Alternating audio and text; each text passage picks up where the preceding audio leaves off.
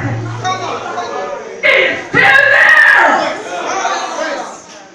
The soul that is buried in darkness today, that soul that is down in the pit this morning, I need you to speak to it and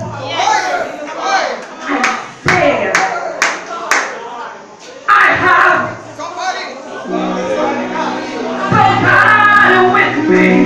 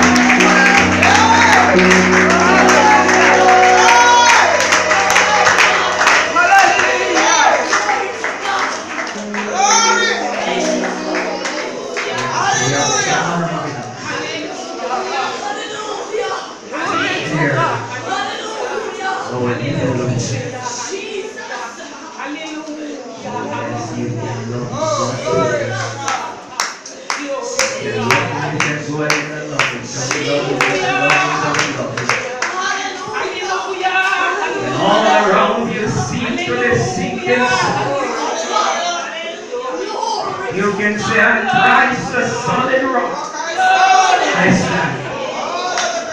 Oh, I have somebody with me, church. Oh, you are not alone. You are not alone. Once the bride is alone, every time I look, I see two sets of footprints in the sun. But when I need you most, that's when I realized that there were all. But Jesus said, that's when my child, I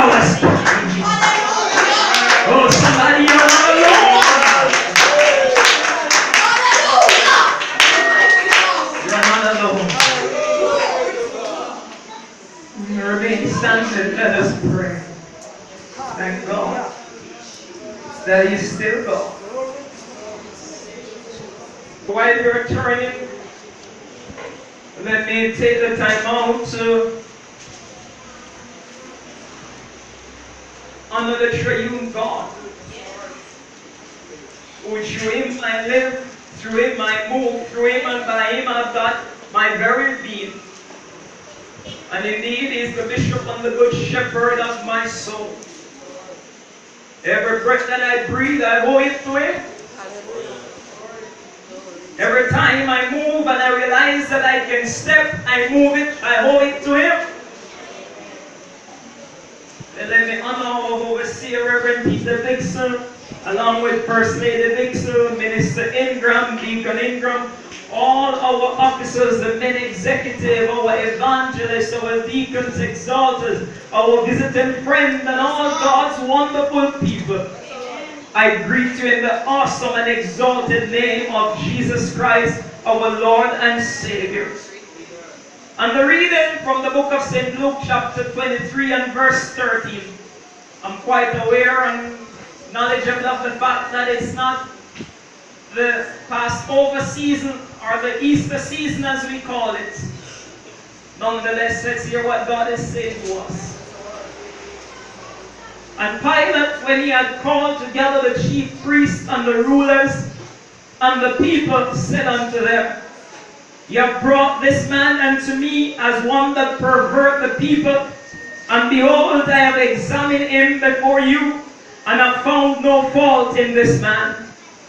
Touching these things which thereof you accused him, nor yet erred, for I sent you to him, and lo, nothing worthy of death is done unto him. I will therefore chastise him and release him. For of necessity he must release one of them at the festival, or the feast.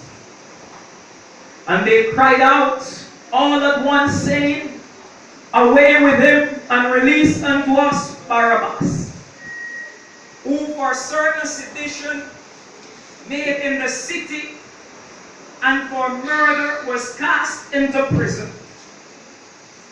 Pilate, therefore, willing to release Jesus, speak unto them.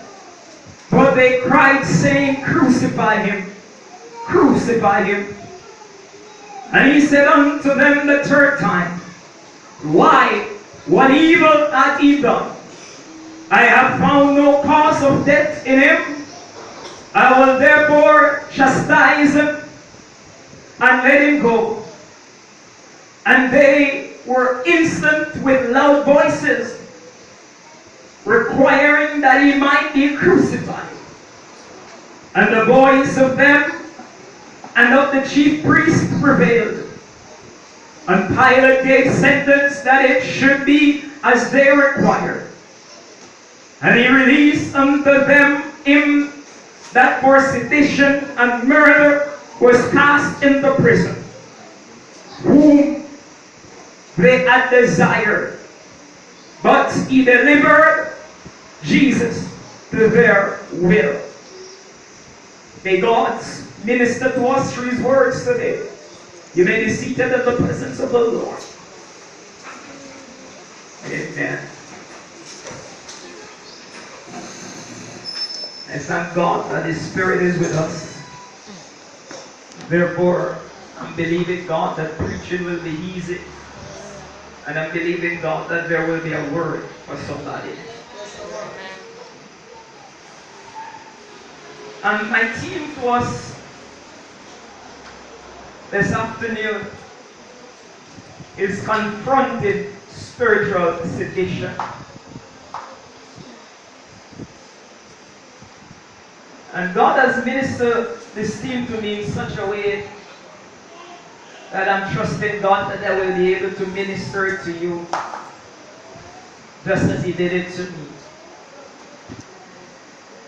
But of course, I will never dare to compare myself with God. So whatever God chooses to say today, I believe it will be well done. And as we explore such a theme that is submitted, confronted spiritual sedition, the first thing I'd like for us to do is to define what sedition is. And sedition is defined as a crime, whether insane, in doing, or in writing something that would suggest or encourages people to oppose or rebel against their government.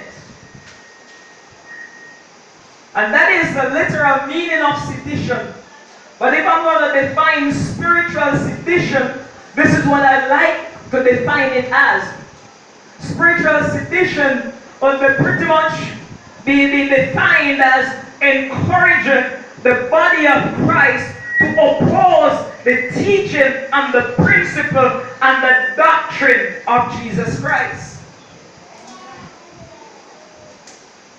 And it is very unique that such a passage is presented in June, which I know is not common. But I want us to realize very, very clearly that there was a time, as we all know, during the Jewish festival, which we consider as the Passover, which is generally between the months of March and April, when we would celebrate Easter. We realize very clearly that at such a time, it was customary to release a prisoner. It was customary to release a prisoner during that time, as it was considered as a time of giving up, or releasing, or setting free. And as we explore and as we look at such theme, I want us to realize very, very clearly that as we think, or as we talk, or as we mention such a word, I want us to do a contrast today.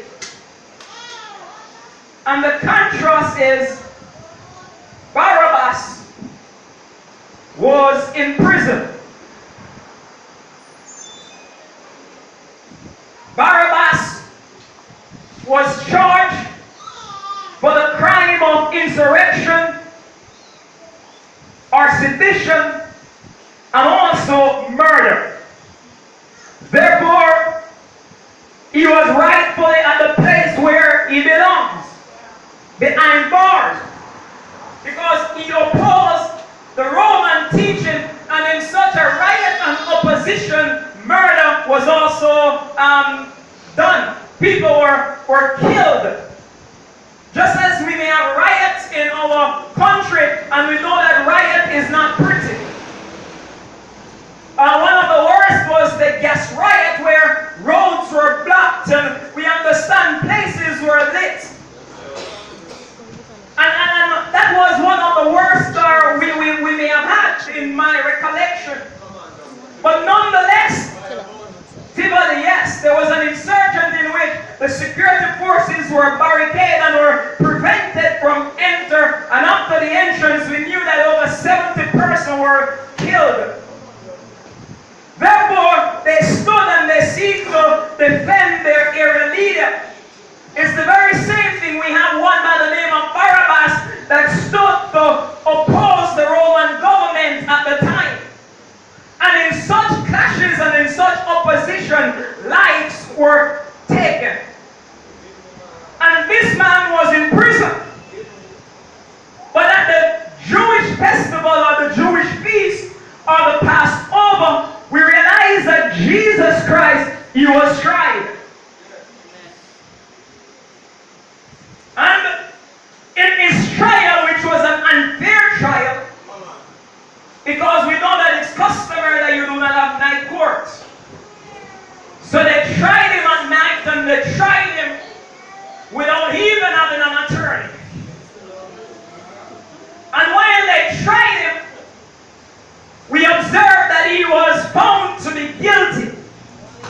by some. And we also realize that while he was tried by Pilate, Pilate realized that there was nothing deserving why we should put this man to death. But yet still the people wanted to get rid of this just man. Oh, they sent him over to Herod. And Herod still could not find any fault. So Herod sent him back to Pilate. But still no fault. And what I love when I read this passage, the Bible said that Herod and Pilate, they were enemies. But when there came the time for the trial of Jesus Christ, the Bible said that Herod said, if you are the Christ, then do something miraculous. But Jesus, he did not need to do anything miraculous. He did not need to turn any water into wine. But the Bible said that the very same instant, the two leaders, Herod and Pilate, that were enemies, they became friends. Isn't that a miracle, church? But I came this morning to present to you that the spirit of sedition that is walking in our land must be confronted if the church is going to walk into our tomorrow. Oh, if you follow me, you will get it. So the Bible said that they examined the case that was presented to both Pilate and Herod. But they found nothing worthy that this man should be put to death. And the fact that they had him in prison, Pilate thought it reasonable to say, let's beat him, let's torture him, let's punish him. And after such punishment, then let us release him. But the people cried out the more and said, no, no, not so. Then Pilate now, wanting to appease the people, wanting to please the people, and that's why I believe as leaders we have to try our best to please God and not the people. So he tried to please the people. And in pleasing the people, even though he knew that this man was not guilty, he still asked the question because he wanted political mileage. He still asked the question, what do you want me to do with him? And the Bible goes on and it teaches very clearly that they cried out the more in verse 18. Away with this man before we reach crucified. Away with this man and release unto us Barabbas. But who was Barabbas? I told you before that Barabbas was in prison because he was a murderer. He was a hero leader. He was a done man. He opposed the ruling of the Roman government. And the Bible said that they locked him up, they placed him in prison. But because he was a done and an area leader, the people still cried and said, give us the area leader. They still cried and said, give us the done man. Because that's who we want. And the Bible said that Pilate was willing to release Jesus. But they did not want Jesus. Such a name as they confront them, the spirit of sedition. So here we are living in an era now when many are still saying, give us the murderer. Give us the thief. Give us the scammers. We know scam them, scam the money, but let them bring it, come to church and let us bless it.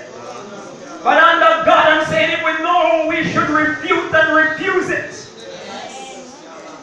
So the Bible said now that the people, they begin to cry in verse 21 and said, crucify him. Crucify the just one.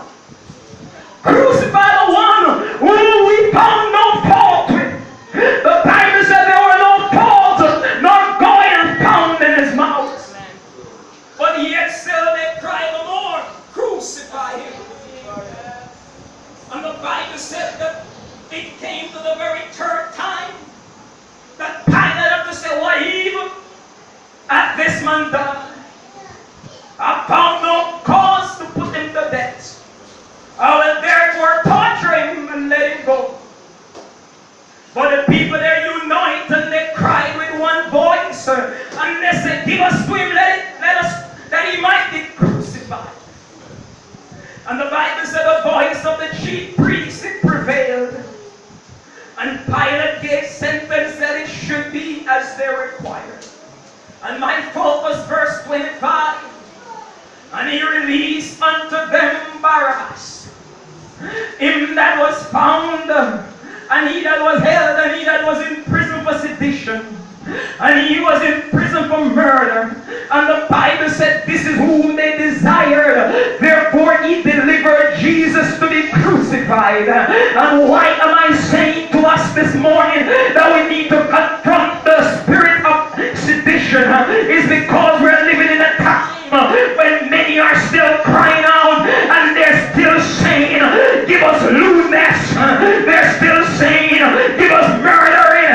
They're still saying, "Give us all that is anti-Christ and anti-God." But I came to tell the church of the living God that the time that we're living in now is a time when the church of the living God must know who Jesus is and must know what the wiles of the devil are. It is not time now to get comfortable and believe that it is okay to oppose God, because if you oppose God, I'm here to tell you that you are in trouble. If you oppose God, my God, it's a raw deal to find yourself on the wrong side of God. If you find yourself on the wrong side of God, I'm here to tell you are in trouble. Oh God, man, I'm going somewhere. So the Bible said they asked for Barabbas challenge. He was a notorious gangster, but that is who they want. We are living in a time now where there are people in the church of God. They don't want no sound doctrine. They don't want no behavior doctrine. They don't want to hear how to conduct themselves. But I'm here to tell you, according to the word of God, the Bible said now, the Spirit speaketh expressly that in the last time they shall give themselves unto the spirit of seduction and the doctrine of devils.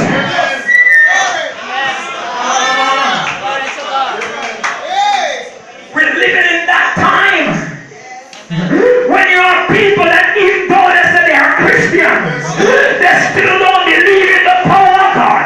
They say they are Christians, but they don't believe in miracles. They say they are Christians, but they don't believe in speaking in tongues. Such a name as a neighbor, we confront it.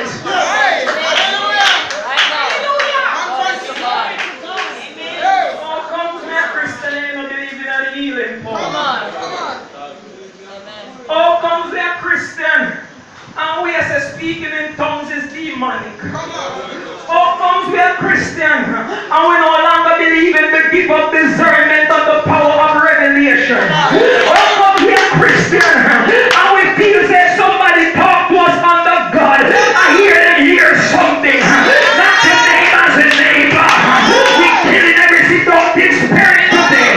Oh, I don't know what you came to do, but I came to serve every spirit of seduction and notice. I came to tell everything that exalts itself against the power and the knowledge of God, that the word of God is against you. The power of God is against you. I came this afternoon to tell somebody that there is still a power and the power of God at work in our church. But be careful who and what you ask for. You wonder why Jamaica is so much trouble? Some stuff that some people ask for. That's what is missing of our country. Some people in high authority and in power, they don't want want the ordinance of God. But they prefer go down to Manchester and go down to the lodge headquarters. And they'll spend big bucks, big money, and they will line up the brotherhood. And then we make some dopey. But we came under God to declare that we confronted it. And it is in my spirit that it's time for the church of the living God to realize that we don't wrestle against flesh and blood. I'm tired of coming to church, and I'm tired to see people that say they're Christian, but yet still they live like other goat and puss and dog. It's a spirit of sedition. I rebuke it under God. Don't tell me that you're a Christian, and every day you come to church, the only thing you can talk about is he said and she said. Touch your neighbor and say, neighbor, I'm growing up. Neighbor, going on the higher. Neighbor, moving from this level. Neighbor, I have no more time to stay and sit in life. Neighbor, want to get a glimpse of glory to life.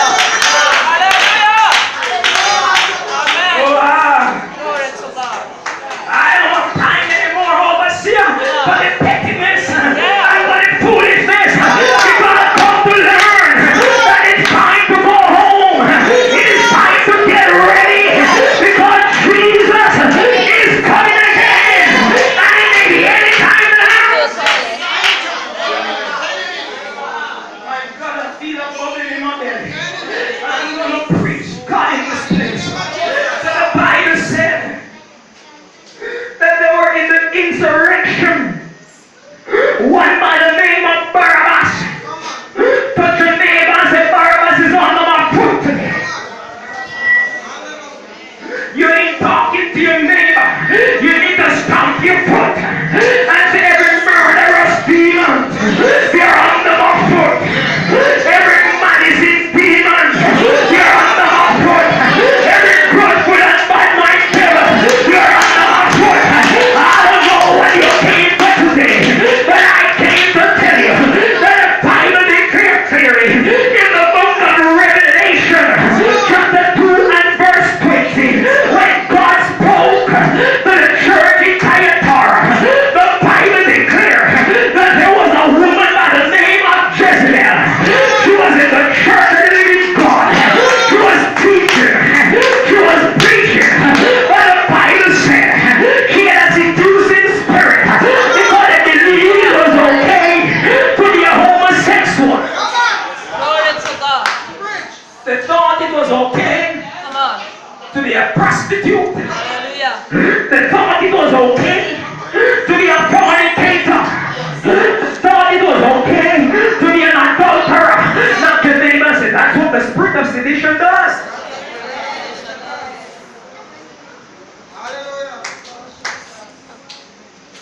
The spirit of sedition will tell you that God said you must be holy.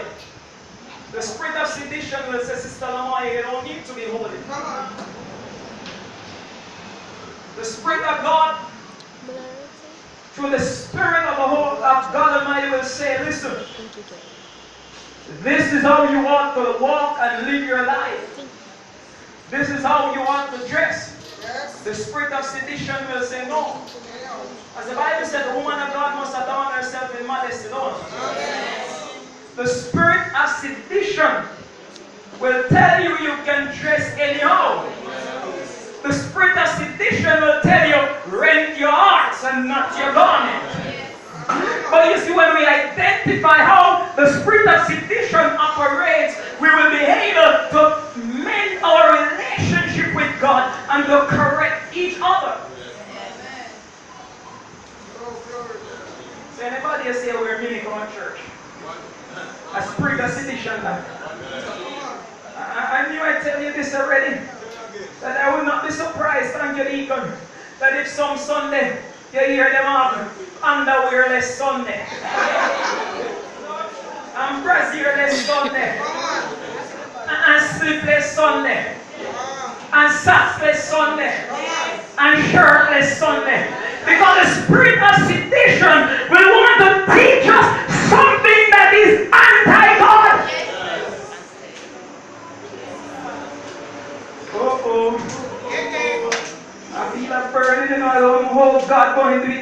going to be done. So the Bible teaches clearly. Let me go and give you two more verses first. In the book, you can get it in the book of 1 John chapter 2 and verse 26. The Bible said, these things I have written unto you, that you will not be seduced. So why do we have the doctrine? Why do we have the writing of these apostles on the doctrine of Jesus Christ? It's to prevent the church from being seduced. Because the woman Jezebel, she was seducing the church in Thyatira. And we have a lot of seducing spirit that is in our churches in Jamaica that we love. Can I talk like this? I have been to churches and when you look, it may be the very pastor. But at times, it may be man and woman. But men, I'm saying this to us, man, don't wear tight pants. Some people don't like to hear these doctrines, because anybody want to live anyhow, but you can live anyhow. A certain day, everyone going to hell anyhow. Man must wear tight pants. Unless you look sexy in your bedroom, be like.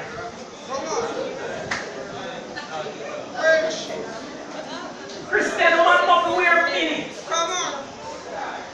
Pastor, been in church and when you sit, you have to constantly be turning sideways. But I'm saying those are spirit of sedition that the church must identify. Why am I saying it's a spirit of sedition when I should be worshiping the true and living God minister? You are seducing the brother when the brother should be seeing Christ. I am lifted up. He's looking at the sister. But I came to tell the church that in a time like this, we must identify. You can't confront what you don't know. So a lot of time, because we believe it's okay, we play a blind eye. But I'm going to trick somebody else. Somebody will say that their spirit is my clothes, let me wear it. I'm going to juke you and say that by the Holy Ghost, if you are serving God, then you must know that woe unto he who offends is come. You must know that woe is he that caused the brother on the choir when he should be worshiping that he's unable to worship. That's why we have to confront it. Don't tell me it's your garden. Don't tell me it's your money bite. You need to get the other petty stuff and begin to get in the spiritual arena. Because we don't fight battle in the natural, but we fight it in the spiritual. Give him a praise. And we're going to confront spiritual sedition.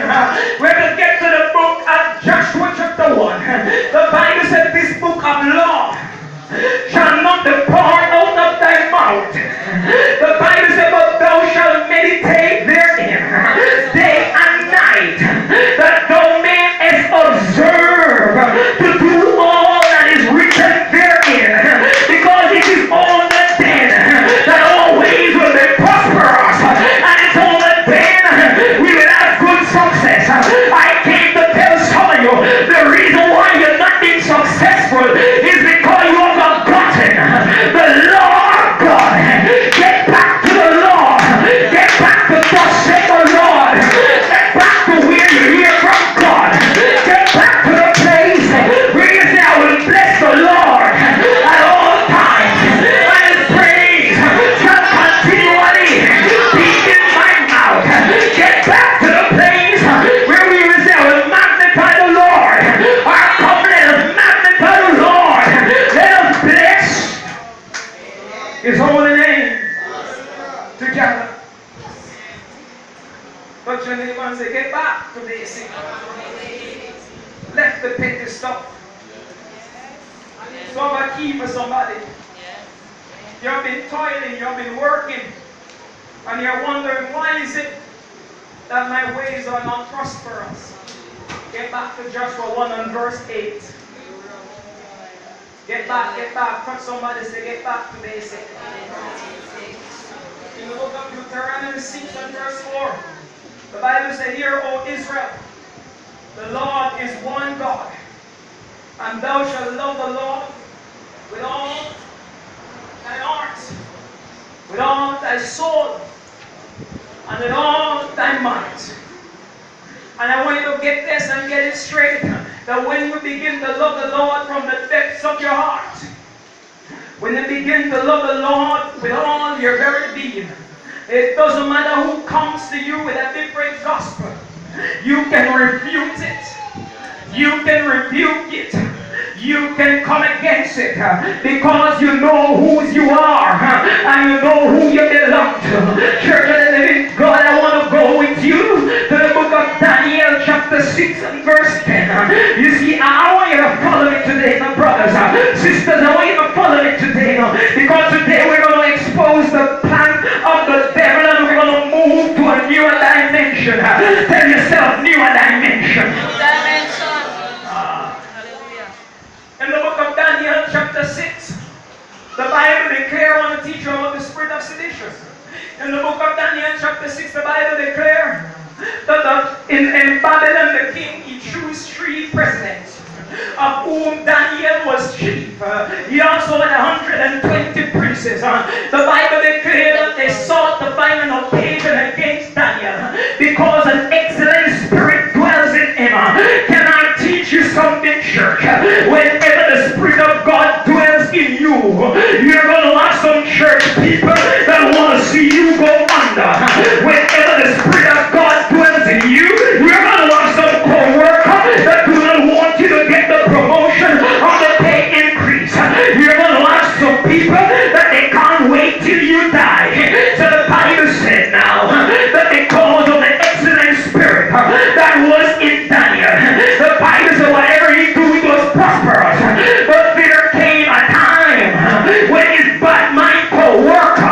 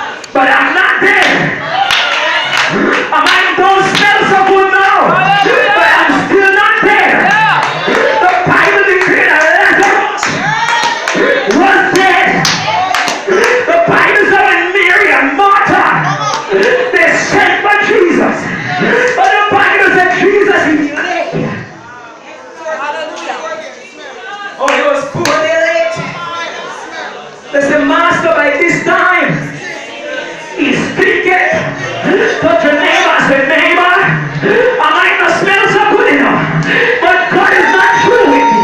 Neighbor, I might not look so good enough, but God is still not true with me. The Bible said he delayed. And when he delayed, when he showed up at day number 4. The Bible declared, Sister Lamoya, by this time, he's drinking. But the Bible said Jesus, he looked over and he said, I did this so that you may see the glory of God. So that you need to know that when you're going through some stuff, God wants to reveal his glory in your life.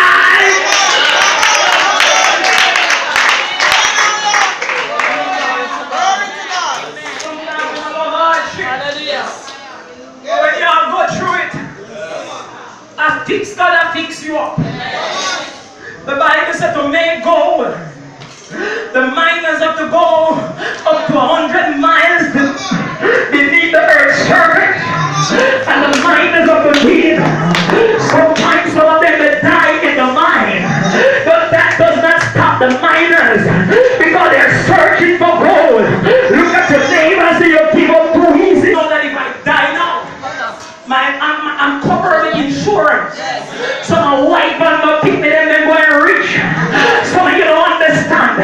There are times you have to be willing to realize that the process, it may seem like it's going to kill you, but I came to tell somebody, your process is not going to kill you.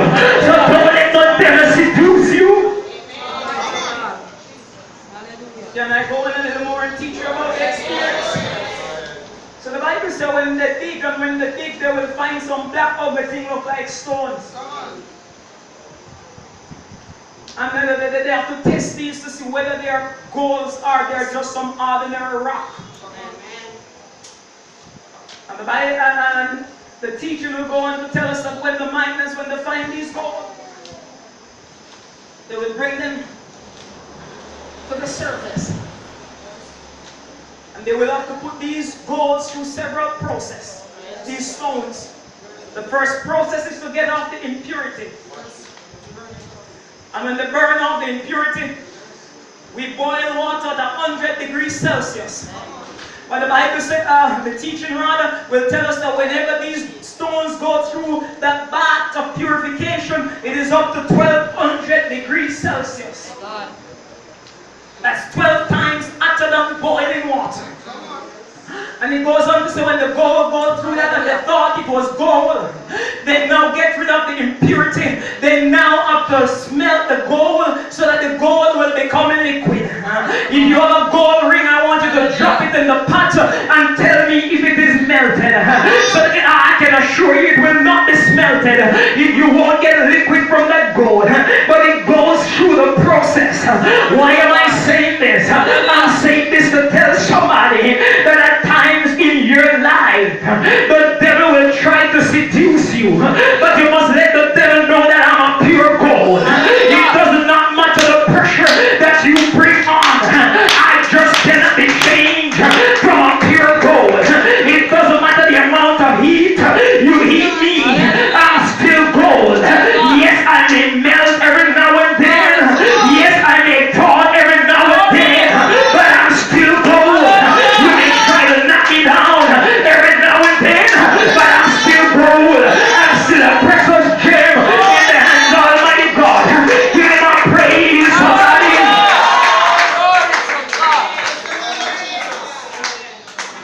And if you think that is it, when they go in the gold, they still skim off and they get the 99% gold. But after that, it is still not it. Because they're going to shape these liquid. They're going to have to put them in a mold so they can get the gold bar. And if you and I get a gold bar, it may be very valuable, but to you and I, it is of no value. Because it will just be a gold block. We have to go back to the jeweler. And the jewelers still have to make their chains and their ring and all their various jewelry, all of it. But it goes through many processes. But it's the same for the church. Church of God, men, brothers. At times you will go through process. But when you go through the process,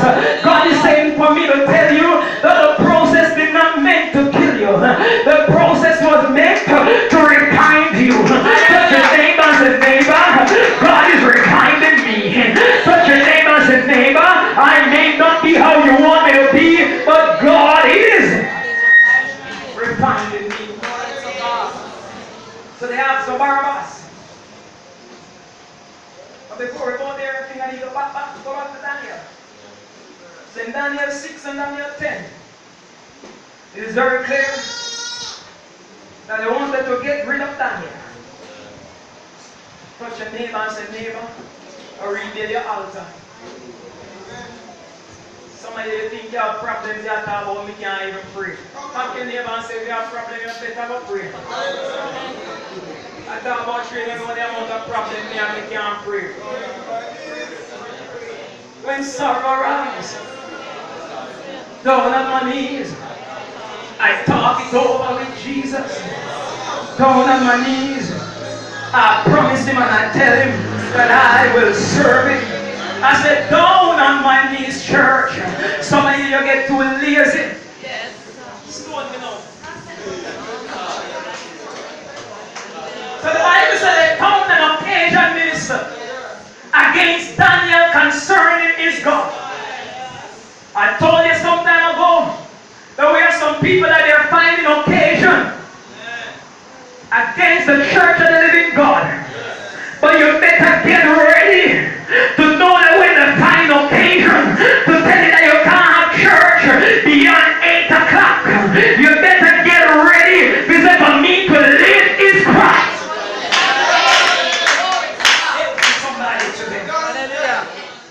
For me to die is dead. So I want you to understand Daniel still decide that yes, the decree is passed. Yes, I respect the king. Yes, the king said within 30 days, no man shall pray to any other God save the king.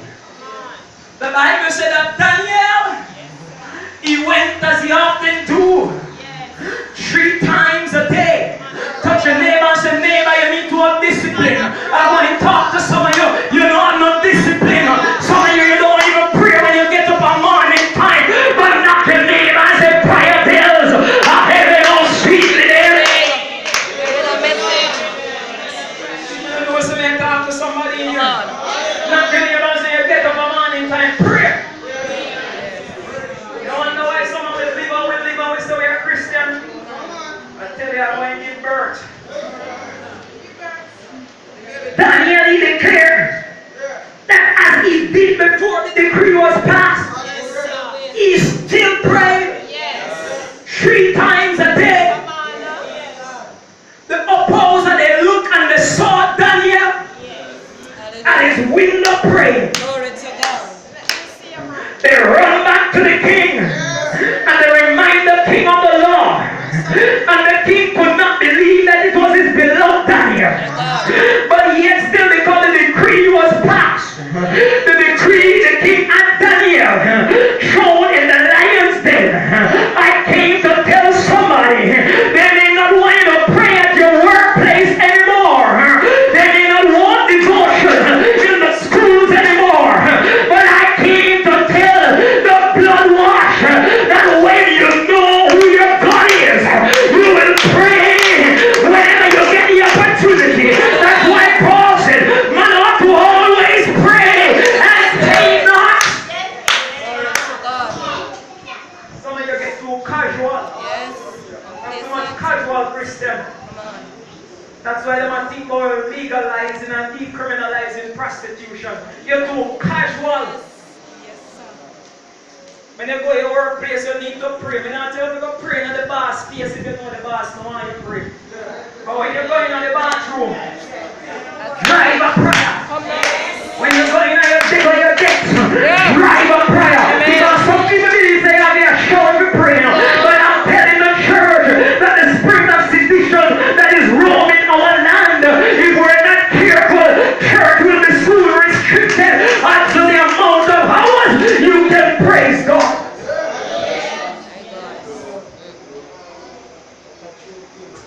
So the spirit of sedition will tell us to prevent HIV infection, let us decriminalize prostitution.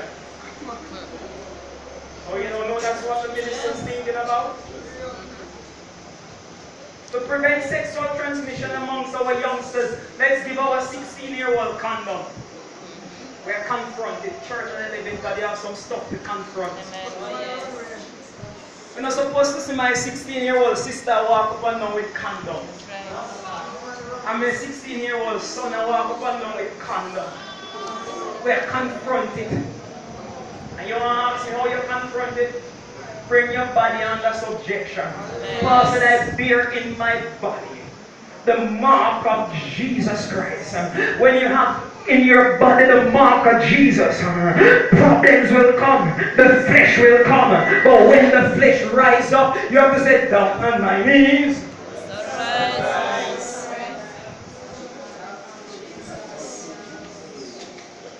So that's what they will do, and that's what the spirit of sedition does. It creates an alternative option that looks like it's an alternative option. But the reality is to open the gateway for the entrance of the Antichrist. We're quite knowledgeable of what is happening in the States. Now they have transgender bathroom in some places. You think it's far from Jamaica? Imagine you go in a man bathroom, when you look, you see one woman come out. Imagine when you... And you don't realize that we have stuff to confront. And why I'm saying this, I want the church of the living God to prepare for the end time. Because if we're not prepared for the end time, we will be called God. Can you imagine missionary teacher going in the bathroom with a little daughter, and when you look at the little daughter, you run. Because you see big great tall man in the bathroom where Mark female. That's why as a church we have to confront these stuff. So it's more than just coming to church and have a good time. But when I get in my quiet time, I'm going to wrestle for my breakthrough. Amen. When I get in my quiet moment and my all alone moment, I'm going to pray until God do something. I want to tell somebody something. And this is something that the church of God has lacked. It's a Jewish custom to pray 3 times per day. Look over at your neighbor and say, neighbor, how much times per day do you pray? If you're honest, you can answer your neighbor. Let me teach you. That's a Jewish custom. And because I know some Muslims, I have to respect them. Because whenever it's prayer time, they walk with a prayer shawl and they want to spread it on the ground.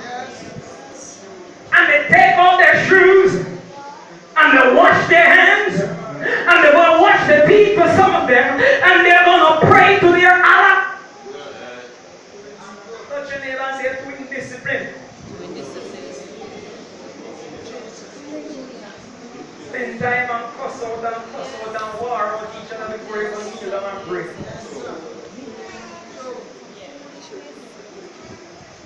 Tell them stop wash face and say, when me a preach, not a giant. So,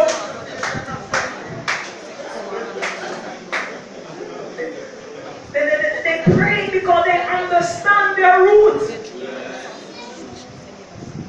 And it's something I'm challenging our church brothers and sisters with. And then you come and ask, well, nothing not going to me. Oh, Jamaica appear blood shedding and appear scammer. Go down on your knee and let scammer scatter. Go down on your knee and let the herd open up and swallow some people. Some of you never read about Korah in the book of Numbers, the sons of Korah, when they rebelled against the man of God. And the man of God, when he went to God and when he asked, he spoke to God. And when he said, God, listen, don't do nothing ordinary. When he reasoned with God, he said, God, open the hurt. Don't just let them drop dead, but open the hurt and swallow them. You need to know, church, you have got the power to pray that young leaders will either repent or perish. You have got the power to pray that rapists will either zip it up or go to GP. You have got the power. Yes. Some of you are too dormant, man. Too dormant. You have got the power. Then confronting the spirit of sedition, we know what the wiles of the devil are. And if we should go a bit further in the book of, I think it's 2 Timothy chapter 3 thereabout.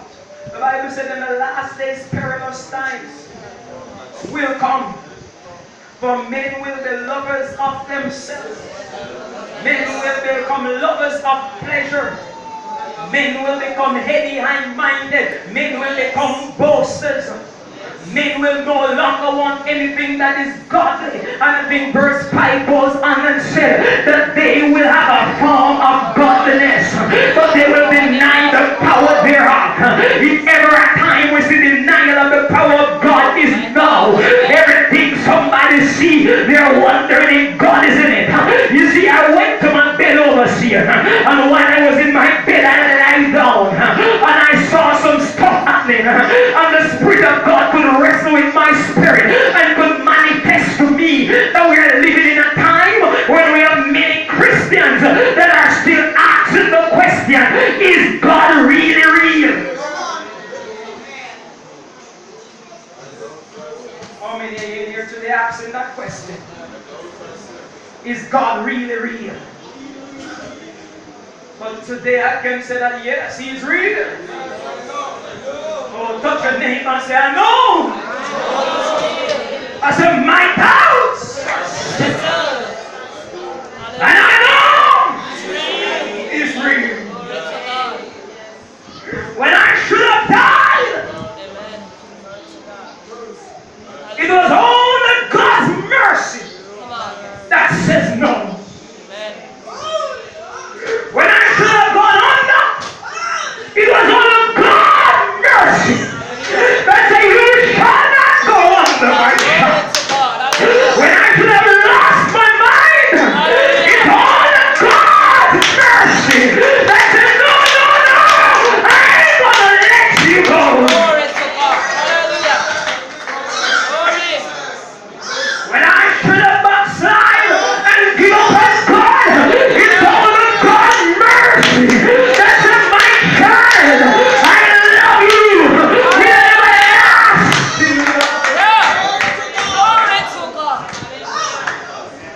I'm walking up on some territory. When I should I've given up on life. It was only God's mercy that I will not let you go. I won't let you slip away. I feel like ministering to somebody's spirit. When the devil tells me I'm not going to make it, only the still small voice with the heathen and broken pieces, you are going to make it. You may have suffered shipwreck. You may have been in the storms of life. You may have suffered loss. You may find yourself on the island of Malta. You may have been bitten by venomous snake. But I came to tell somebody that the snake that have bitten you, you ain't gonna die.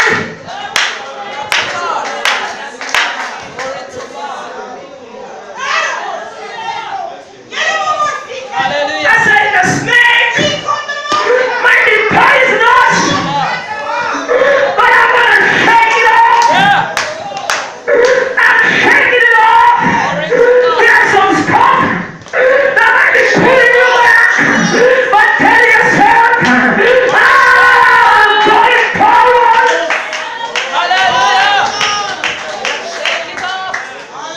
And you sound too quiet. At times, men, the cost of living may get to you. At times, family crisis may come crumbling down. But in my crisis, I've got a God who decreed that I will not let you go. In your crisis, there's a God